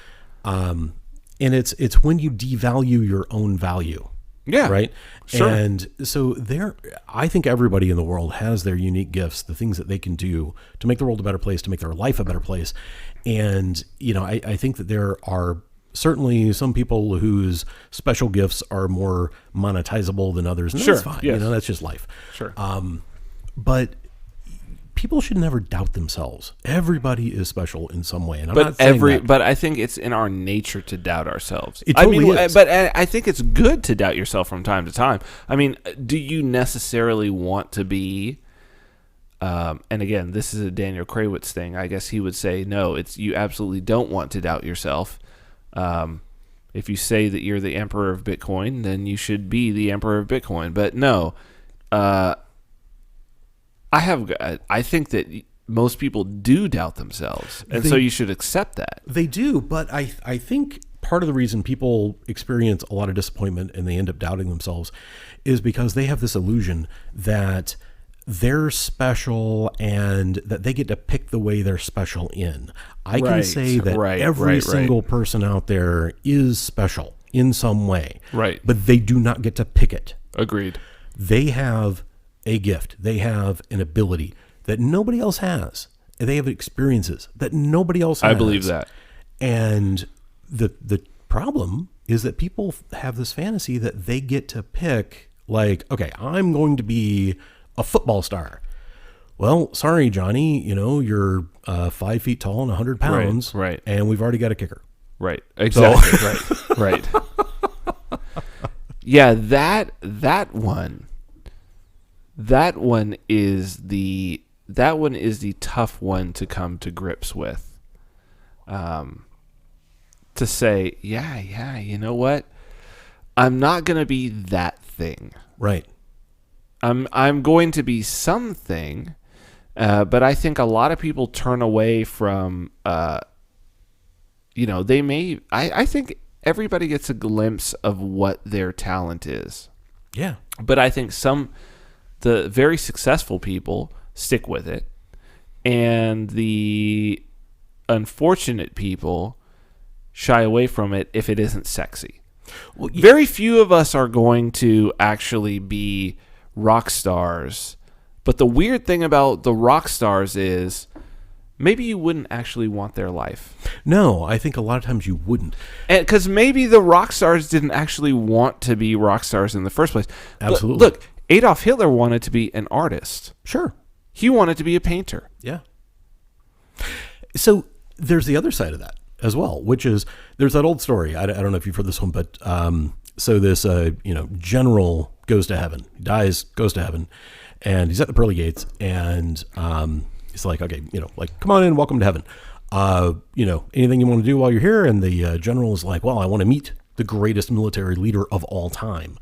And St. Peter's like, okay, come this way. So he takes him over and he, walks past, all the great military leaders of the past. And, he walks over to this farmer and he's like, meet this farmer. And it's like this old Chinese farmer. And he's like, wait a minute, this is the greatest military leader of all time? And he's like, yeah, but he never got to do it. Right. All the potential in the world can be there. But unless you have either the opportunity, the drive, or somebody just saying, hey, go for your dreams, make it happen. Right. Unless you have some kind of flame, some kind of trigger, some kind of spark that puts you on the right path, some people never fulfill their destiny. I would say most people. I think that is one of the greatest reasons to be hungry. Yeah. Is because God damn it, I saw this in Vegas all the time. Vegas, by the way, Vegas is, if you are somebody who does not have a family and you just want to spend a couple of years to really understand human nature, go live in Vegas. Yeah. Go live in Vegas. It will teach you everything about yourself and about other people, because it it lays everything out there in this very raw way to where you're like, wow, this is really how human psychology works. Okay. Totally. And here's how to manipulate it. And people are very open about it. Yeah. Like, it's a profession. Like, okay, do this, this, and this. If you want to understand, it's a great town to live in. But it is, people wanting to be a certain thing. Mm-hmm. People, what is, it's Rene Girard. I have the book up there. It's Desire, Deceit, and the Novel. It's the idea that we don't get our desire. We get our desires from other people. Right. What we want. The Bitcoin Lambo meme. When Lambo. Right. The whole idea is to get a Lamborghini. And the fact of the matter is that actually a lot of individuals who got in and stayed in and got in at a low price went out and got Lambos. And. Okay. But for whom are you getting a Lambo? You're getting a Lambo because you're trying to mark yourself as something within one of the world's smallest subcultures. I know. It's weird, right? Like, I don't get this. So what you're doing is you're buying a status symbol. Look, a Lamborghini is a status symbol anywhere. Sure. But you've specifically bought it because you could have bought anything. Right, but what does it prove? And this is the part that always drives me crazy about this. Could have got a house. You could have got a house. You could have got a house for the price of that Lambo. You could have taken care of your mama. You could have done something with that money yeah. instead of buying a stupid car. You know what I mean? Like, that kind of stuff. And it is drives me crazy. Lamborghinis are pretty stupid cars, honestly. Now, I have had a major man crush on Lamborghinis since I was a teenager, as I think most guys have. Of course. But would I want to own one? No, fuck no. No. Absolutely not. It's too much work. It's too much work. It's too high maintenance. Yeah. And as I understand it, a person of proportion could not be comfortable in that car. Well, I wouldn't even want to drive it. No. I'd be a nervous fucking wreck. Mm-hmm.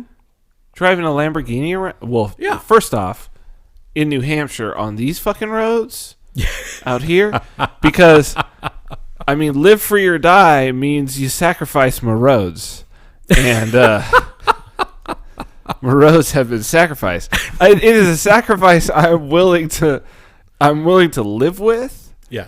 I'm willing to live with, suspension being just blown apart on vehicles here. I'm willing to live with that in exchange for no sales tax and no income tax and live free or die. I'm willing to, but yeah, you take your Lamborghini. Is not going to work. You trade it in on 10 Subarus. Yes, you get 10 Subarus. You hand them out to your friends. Everybody's all taken care of. You're still the greatest guy on the block because you bought everybody 10 Subarus. By the way, that's the state bird is a Subaru. It's a Subaru with wings. Yeah, if you're coming to live here, buy a Subaru. Just get it before you move. It'll be easier that way. Actually, no, wait. I take that back. Get it after you get here because then you don't have to pay sales tax on it. Right, exactly. Yes, fair enough. It's like, I get to buy a car and I don't have to pay an extra 7.5% on top of the price? That's phenomenal. This is a great idea. Why don't we do this with everything? Oh, we do? Great. Hey, you know what? I'm going to go down to the mall and I'm not going to pay any sales tax. So when the freaking price tag is 99 cents and I hand them $1, you get a penny back. They give me change, man. Yeah, that's the thing. That's amazing. That's amazing. I do enjoy that. We had no income tax in Nevada, but still had that monster sales tax on everything. Now, do they charge sales tax on hookers? I mean, you can if you want. I mean, you could really charge whatever you want. You could charge the tax, but I really don't think it's going to end up in the hands of the government. Probably you know not. I mean? But you could still charge the tax, though. Sure, if you drive out to the Bunny Ranch or whatever it is called, I don't even know what it's called these days. Oh, that's interesting. If you at the Bunny Ranch, do you pay sales tax? That's the thing, right? No, because you only pay sales tax on hard items. As I was saying, hard goods. No, I think on physical goods is when you pay sales tax. I don't think you pay sales tax on services. Okay. I don't know if I think it's county-wide. Clark County definitely has a hotel tax. I'm not sure if there's like there might be a hospitality tax. Now, could Bunny you? Ranch. I've never done the brothel thing. It's never really appealed to me. I haven't either. I honestly, like, I've never even done like an internet chat room. You know what I mean? Yeah. Really? Yeah. Because Wow. there's nothing real on the internet. So I'm like, hey, you know what? Not anymore. There used to be. oh, sure. I'll Back tell when you. there were, I'll tell you. BBSs. But, Well, I don't know. I mean, even the early days, it used to be some real folks. Look, now they don't even need that. That's too much work. You just swipe. It's Tinder. Just swipe left, swipe right, which I've also never done. yeah, I know. Grindr, on the other hand, that is.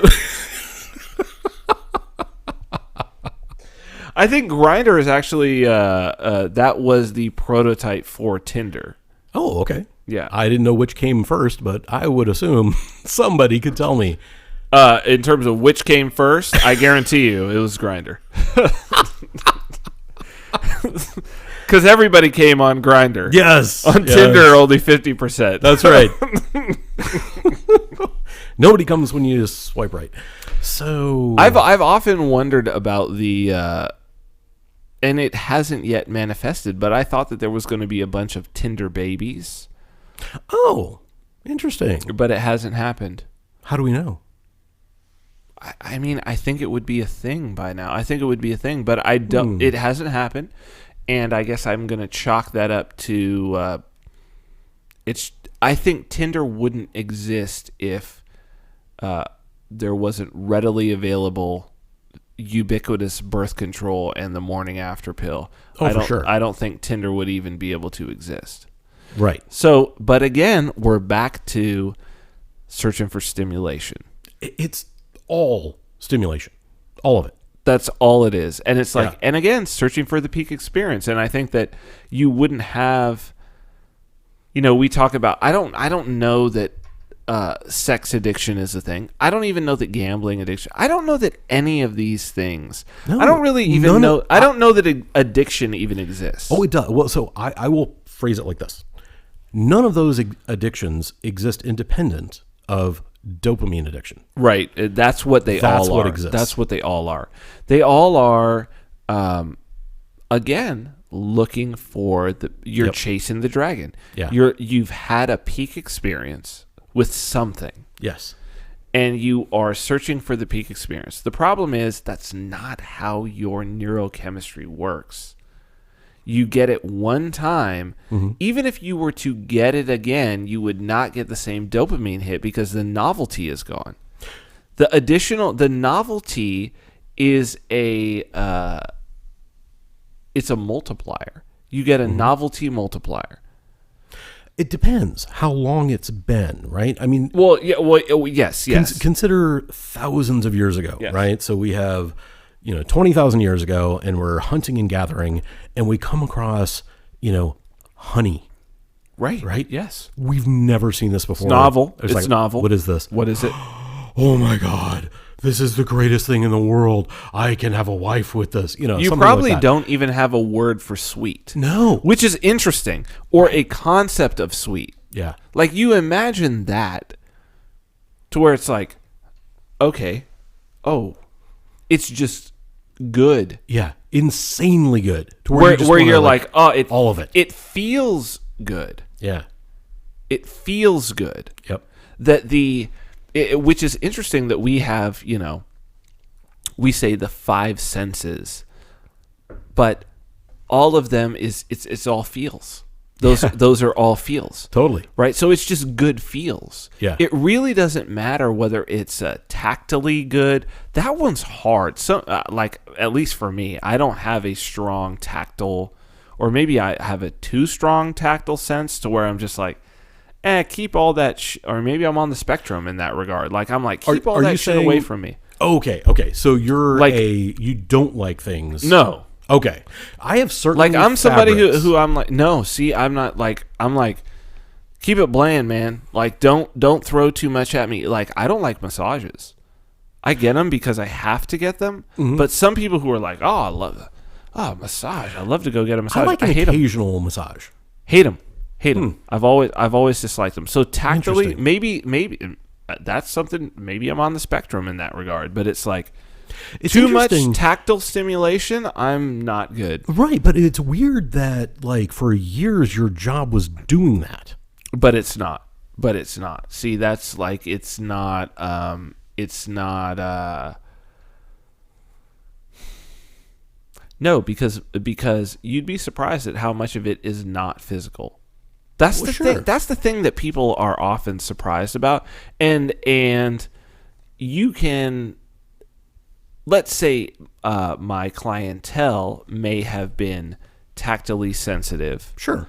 I can deliver that without having to experience it on most of my own body. Oh, sure. Right? There are certain things, like there are certain blankets that I cannot touch because they are just the This wrong is what material. I'm saying. Yes. Yeah. Oh, yeah. But like this T-shirt, very comfortable. No, I'm the same way. I'm very picky in that regard. I'm Yeah. very so. Now, I have one lady, Shallon. She's local. I don't know if you've met her before. No. She is a massage therapist. She's phenomenal. So please, anybody here in New Hampshire, go talk to Shallon. Shallon Denai, LMT, licensed massage therapist. Yes. You can find her just using that on wherever. But she's great. I don't go a lot because I'm kind of like the same, like I don't want a lot of touching. Right. But every once in a while, it's like, all right, I'm gonna lay here for an hour, and Shallon's gonna. Well, dig yeah. in and, You got to get the Yeah. knots out. Like I do it for that reason. right. Yep. But taste, I'm big on.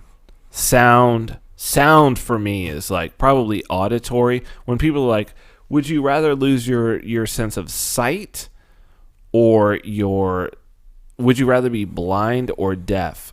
That one's hard for most people. They're like, just take the sound away from me, and I'm like, really hard. I can never hear music again. I'd rather be blind, honestly. It's easier to practice being blind. I don't know if Right. you've done this, but I Just actually close your eyes and walk around. Yeah, so I will pretty regularly actually just practice walking around the house without being able to see anything. I also practice not using my hands for like turning on lights and stuff. See, if you've been sighted, this is the whole thing. Yeah. If you've been sighted before, I do believe that you could probably practice up in terms of mental models to actually be like, okay, what am I feeling? Like, Yeah. I think that you could do, You that's a build good 3D practice. model in your head. Yeah, you build a 3D model, but sound, Yeah, I know. It's a song, yeah. no, you're not going to take music away from me. No matter Like, I can't do that. No matter how much you plug your ears, No. I still hear like my heart beating and the blood Yeah. flowing. Yeah, no. And like there's things that still, so it's something I've never been able to actually practice. No, I would not want to be most people that I talk to, when I say, okay, would you rather be blind or deaf? They're immediately like, oh, deaf. No. And I'm like, no, I don't think for me, it's not that Have easy. they never read Daredevil? Come on. Seriously. There's an entire comic book series. Go read it. I mean, I guess it would be tough for me as a coder. I think if you're blind, you're done in that regard. No, we actually have code readers. So we have people working at my company that are blind. And, What? Yes, and they actually write code? They write code. Yes, it is achievable. All right, using fuck it, technology. I'm in. My macular degeneration coming in. We are 30 seconds away from this show being over. Well, before we end, I just want to share some of my favorite words Please from go. one of who I believe is a paragon of stoic lifestyle and reserved behavior. This is going in the wrong direction already. Kid Rock. So, in the great words of Kid Rock, bow with the bow, da bang, diggy diggy. Diggy said the boogie. Set up, jump the boogie. And with that, I think we're done. Because that says it all. That really does say it all. I mean, what could you possibly say after that? Said more than I wanted to say. So We would love to have some. Well, that was the wine speaking, and we would love to have some more wine. If you would like to be a wine sponsor, go to vinarmani.com/wine. Thank you, Dave. Thank you, Vin. Great evening. I'm telling you what, this has been a fantastic We week. got into a Mordor. I feel like we went to Mordor with this wine. But yes, and thank you all, and we will see you again next Friday on Vin and Dave's Destination Unknown.